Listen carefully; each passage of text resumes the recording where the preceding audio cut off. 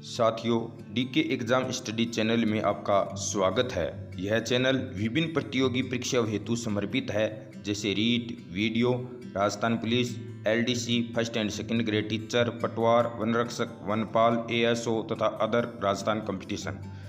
इसमें व्याख्या सहित मोस्ट इम्पोर्टेंट क्वेश्चनों का समावेश किया गया है और अभी कंप्यूटर व राजस्थान की राज्य व्यवस्था से संबंधित क्लास चल रही है। चैनल सब्सक्राइब करें और अपने मित्रों के साथ क्लास शेयर करें।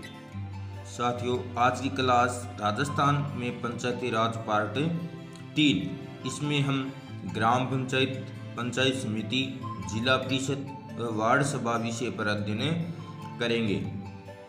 तो आज का पहला प्रश्न है, संविधान के किस अनुच्छेद में पंचायतों के गठन का उल्लेख किया गया है? अनुच्छेद 243 क, अनुच्छेद 243 घ 1, अनुच्छेद 243 ण 1, अनुच्छेद 243 ख 1। तो इस प्रश्न का सही उत्तर होगा अनुच्छेद 243 ख 1। अनुच्छेद 243 ख 1 में पंचायतों के गठन का उल्लेख किया गया है। राजस्थान में पंचायती राज का ढांचा है वो साथियों त्रिस्तरीय है। निम्न स्तर यानी ग्राम स्तर पर ग्राम पंचायत गठित की गई है। मध्यवर्ती स्तर यानी खंड स्तर पर पंचायत समिति गठित की गई है। उच्च स्तर यानी कि जिला स्तर पर जिला परिषद गठित किया गया है।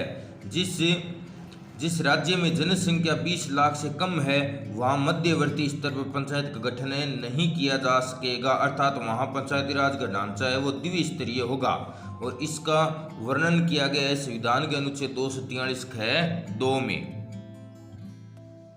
अगला प्रश्न, ग्राम पंचायत के अध्यक्ष अथवा सरपंच का चुनाव कैसे होता है? ऑप्शन नंबर ए प्रत्यक्ष, ऑप्शन नंबर बी अप्रत्यक्ष, ऑप्शन नंबर सी मनोनीत, ऑप्शन नंबर डी एकल संक्रमणीय मत प्रणाली द्वारा। तो साथियों, इस प्रश्न का सही उत्तर होगा कि ग्राम पंचायत के अध्यक्ष का चुनाव है वो प्रत्यक्ष विधि से होता है। पंचायत समिति के अध्यक्ष, प्रधान तथा जिला परिषद के अध्यक्ष, जिला प्रमुख का चुनाव निर्वाचित सदस्यों द्वारा यानी कि अप्रत्यक्ष विधि द्वारा अपने में से ही किया जाता है। पंचायतों की संरचना का प्रावधान राज्य विधानमंडल विधि बनाकर कर सकेगा और पंचायतों की संरचना अनुच्छेद 243 ग में इसका वर्णन किया गया है। अगला प्रश्न, 73वें संविधान संशोधन द्वारा पंचायती राज में SC, ST व महिलाओं के लिए आरक्षण का प्रावधान किया गया और महिलाओं को कितना आरक्षण दिया गया? Option number A 33%, option number B 50%, option number C 25%, option number D 60%। तो महिलाओं को 33% आरक्षण दिया गया, लेकिन सन 2009 में महिलाओं के लिए 50% आरक्षण की व्यवस्था की गई। अनुच्छेद 243 घ में इसका वर्णन किया गया है। 50% आरक्षण महिलाओं को देने वाला प्रथम राज्य मध्य प्रदेश है। अगला प्रश्न, पंचायती राज संस्थाओं को कार्यकाल की समाप्ति से पूर्व भंग किया जाता है तो कितनी अवधि के भीतर चुनाव कराने आवश्यक है? ऑप्शन नंबर ए विघटन से 6 माह में, ऑप्शन नंबर बी विघटन से 3 माह में, ऑप्शन नंबर सी विघटन से 12 माह में, ऑप्शन नंबर डी कभी भी। तो कार्यकाल की समाप्ति से पूर्व यदि किसी पंचायती राज संस्था को भंग किया जाता है तो विघटन के 6 माह के अंदर चुनाव कराने आवश्यक है। विघटन की अवस्था में जीतने वाला उम्मीदवार शेष अवधि के लिए कार्यकाल करेगा। पंचायती राज संस्थाओं का कार्यकाल प्रथम अधिवेशन से 5 वर्ष होता है। पंचायती राज संस्थाओं सदस्यों व अध्यक्षों का कार्यकाल पद ग्रहण से 5 वर्ष होता है। पंचायती राज संस्थाओं के कार्यकाल समाप्ति से पूर्व चुनाव कराने आवश्यक है। अगला प्रश्न, यदि किसी व्यक्ति के 2 से अधिक संतानें हैं तो चुनाव लड़ने के लिए अयोग्य घोषित हो जाएगा। कब से यह व्यवस्था की गई? ऑप्शन नंबर ए 27 अक्टूबर 1995, ऑप्शन नंबर बी 1 नवंबर 2004, ऑप्शन नंबर सी 27 नवंबर 1995, ऑप्शन नंबर डी 1 अप्रैल 2004। तो इस प्रश्न का सही उत्तर होगा 27 नवंबर 1995 ईस्वी से यह व्यवस्था की गई। योग्य अथवा अयोग्यताओं का निर्धारण राज्य विधानमंडल करता है। पंचायती राज संस्थाओं के चुनाव लड़ने हेतु न्यूनतम 21 वर्ष आयु तथा उस क्षेत्र का मतदाता होना आवश्यक है। अगला प्रश्न, संविधान के अनुच्छेद 243(6) में पंचायती राज के कुल कितने विषयों का उल्लेख किया गया है? ऑप्शन नंबर ए 29 विषय, ऑप्शन नंबर बी 18 विषय, ऑप्शन नंबर सी 21 विषय, ऑप्शन नंबर डी 25 विषय। तो अनुच्छेद 243(6) में 29 विषयों का उल्लेख किया गया है। 11वीं अनुसूची में 29 विषयों का वर्णन किया गया है। पंचायती राज को कितने विषय हस्तांतरित किए जाए इसका निर्धारण राज्य विधानमंडल करता है। अगला प्रश्न, 2 अक्टूबर 2010 में पंचायती राज को कितने विषय और हस्तांतरित किए गए? Option number A 7, option number B 5, option number C 21, option number D 50। तो 2 अक्टूबर 2010 को पंचायती राज को 5 विषय हस्तांतरित किए गए और ये 5 विषय निम्न हैं: कृषि, प्राथमिक शिक्षा, चिकित्सा एवं स्वास्थ्य, महिला एवं बाल विकास, सामाजिक न्याय एवं अधिकारिता विभाग। पंचायती राज को अब तक 29 में से 21 विषय दे दिए गए हैं। अगला प्रश्न, ग्राम विकास निधि यानी कि कोष से पैसे निकालने हेतु किसके हस्ताक्षर होने चाहिए? ऑप्शन नंबर ए सरपंच व पंचों के, ऑप्शन नंबर बी सरपंच व बीडीओ के, ऑप्शन नंबर सी सरपंच व ग्राम सेवक के, ऑप्शन नंबर डी सरपंच व पटवारी के। तो ग्राम विकास निधि में पैसे निकालने के लिए सरपंच व ग्राम सेवक के हस्ताक्षर होने आवश्यक है। जिला परिषद निधि से पैसे मुख्य कार्यकारी अधिकारी के हस्ताक्षर से निकाले जाते हैं। अगला प्रश्न, पंचायत स्तर पर पंचायत निधि का गठन करने व उसमें से धन को निकालने के लिए प्रावधान कौन करता है? ऑप्शन नंबर ए मुख्यमंत्री, ऑप्शन नंबर बी राज्यपाल, ऑप्शन नंबर सी विधानमंडल, ऑप्शन नंबर सी डी सरपंच। तो पंचायत निधि का गठन करने और धन निकालने का प्रावधान है वो विधानमंडल द्वारा किया जाता है। पंचायती राज का प्रमुख विषय सामाजिक एवं आर्थिक विकास हेतु योजनाएं तैयार करना होता है। अगला प्रश्न, पंचायती राज संस्थाओं के लिए राज्य वित्त आयोग का गठन कौन करता है? ऑप्शन नंबर ए विकास अधिकारी, ऑप्शन नंबर बी राज्यपाल, ऑप्शन नंबर सी मुख्यमंत्री, ऑप्शन नंबर डी विधानमंडल। तो राज्य वित्त आयोग का गठन राज्यपाल द्वारा किया जाता है। राज्य वित्त आयोग एक संवैधानिक निकाय है जिसका उल्लेख संविधान के भाग 9 अनुच्छेद 243(i) में किया गया है। इसका कार्यकाल 5 वर्ष होता है तथा वार्षिक रिपोर्ट ये राज्यपाल को सौंपता है। अगला प्रश्न, राज्य वित्त आयोग के अध्यक्ष व सदस्यों की नियुक्ति कौन करता है? ऑप्शन नंबर ए राष्ट्रपति, ऑप्शन नंबर बी मुख्यमंत्री, ऑप्शन नंबर सी जिला कलेक्टर, ऑप्शन नंबर डी राज्यपाल।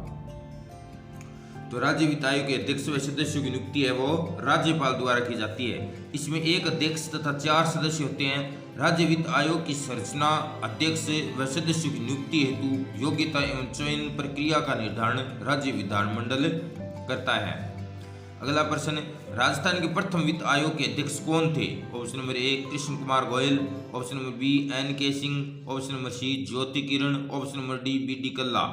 तो राज्य के प्रथम वित्त आयोग के अध्यक्ष कृष्ण कुमार गोयल थे। प्रथम वित्त आयोग का गठन 24 अप्रैल 1994 को किया गया, जिसने अपना कार्य 1 अप्रैल 1995 से 31 मार्च 2000 तक किया। 5 वित्त आयोग के अध्यक्ष ज्योति किरण है और वित्त आयोग का उद्देश्य पंचायतों की वित्तीय स्थिति की समीक्षा करना तथा राज्य की संचित निधि में से पंचायतों की सहायता हेतु अनुदान देने की सिफारिश करना। राजस्थान में अभी 6ठा वित्त आयोग चल रहा है जिसके अध्यक्ष प्रद्युम्न सिंह है। पंचायती राज व नगरीय निकायों के निष्पक्ष चुनाव कराने की जिम्मेदारी किसकी है? ऑप्शन नंबर ए भारतीय निर्वाचन आयोग, ऑप्शन नंबर बी राज्य निर्वाचन आयोग, ऑप्शन नंबर सी जिला कार्यकारी अधिकारी, ऑप्शन नंबर डी विधानमंडल। तो पंचायती राज व नगरीय निकायों के चुनाव कराने की जिम्मेदारी राज्य निर्वाचन आयोग की होती है। राज्य निर्वाचन आयोग में एक राज्य निर्वाचन आयुक्त होता है और राज्य निर्वाचन आयुक्त की सेवा शर्तों व पदावधि का निर्धारण राज्यपाल करता है। अगला प्रश्न, राज्य निर्वाचन आयुक्त की नियुक्ति कौन करता है? ऑप्शन नंबर ए मुख्यमंत्री, ऑप्शन नंबर बी हाईकोर्ट का मुख्य न्यायाधीश, ऑप्शन नंबर सी राज्यपाल, ऑप्शन नंबर डी हाईकोर्ट के मुख्य न्यायाधीश की सलाह से राष्ट्रपति। तो राज्य निर्वाचन आयुक्त की नियुक्ति है वो राज्यपाल द्वारा की जाती है। राज्य निर्वाचन आयुक्त को राज्य के उच्च न्यायालय के न्यायाधीशों को हटाने की प्रक्रिया से ही हटाया जाता है। राज्य के प्रथम राज्य निर्वाचन आयोग के अध्यक्ष अमर सिंह राठौड़ थे और वर्तमान में प्रेम सिंह मेहरा है। प्रश्न नंबर अगला है कि भारतीय संविधान के किस अनुच्छेद में राज्य निर्वाचन आयोग का उल्लेख किया गया है? अनुच्छेद 243 ज, अनुच्छेद 243 ट, अनुच्छेद 243 ख, अनुच्छेद 243 ण। तो राज्य निर्वाचन आयोग का उल्लेख है वो संविधान के अनुच्छेद 243 ट में किया गया है। इसका गठन, राज्य निर्वाचन आयोग का गठन जून 1994 में 73वें संविधान संशोधन द्वारा किया गया और इसने अपना कार्य जुलाई 1994 से प्रारंभ किया। 2020 तक कुल 11 बार पंचायती राज के चुनाव हो चुके हैं। 73वां संविधान संशोधन के बाद 6 बार पंचायती राज के चुनाव हो चुके हैं। और अगला प्रश्न, वार्ड सभा का अध्यक्ष कौन होता है? Option number A sarpanch, option number B उप sarpanch, option number C ward पंच, ऑप्शन नंबर डी वार्ड के पंजीकृत मतदाता। तो वार्ड सभा का अध्यक्ष है वो वार्ड पंच होता है। ग्राम पंचायत को वार्ड में विभाजित किया गया है। वार्ड के पंजीकृत मतदाताओं से मिलकर वार्ड सभा बनती है और यह ग्राम पंचायत की सबसे छोटी इकाई होती है। अगला प्रश्न, वार्ड सभा की बैठक के लिए कोरम अथवा गणपूर्ति कितनी होनी आवश्यक है? Option number A 1/2, option number B 1/3, option number C 1/5, option number D 1/10। तो वार्ड सभा की बैठक के लिए न्यूनतम गणपूर्ति है वो 1/10 होनी आवश्यक है। वार्ड सभा की वर्ष में कम से कम 2 बैठकें अनिवार्य है, प्रत्येक 6 माह में 1। वार्ड सभा का कार्य है कि वार्ड के विकास की योजना बनाना तथा इन्हें लागू करने हेतु ग्राम पंचायत को प्रस्ताव भेजना। अगला प्रश्न, पंचायती राज संस्थाओं जैसे कि पंचायत, ग्राम पंचायत, पंचायत समिति और जिला परिषद है, तो पंचायती राज संस्थाओं के अध्यक्ष उपाध्यक्ष को हटाने के लिए अविश्वास प्रस्ताव लाने हेतु कितने सदस्यों के हस्ताक्षर आवश्यक है?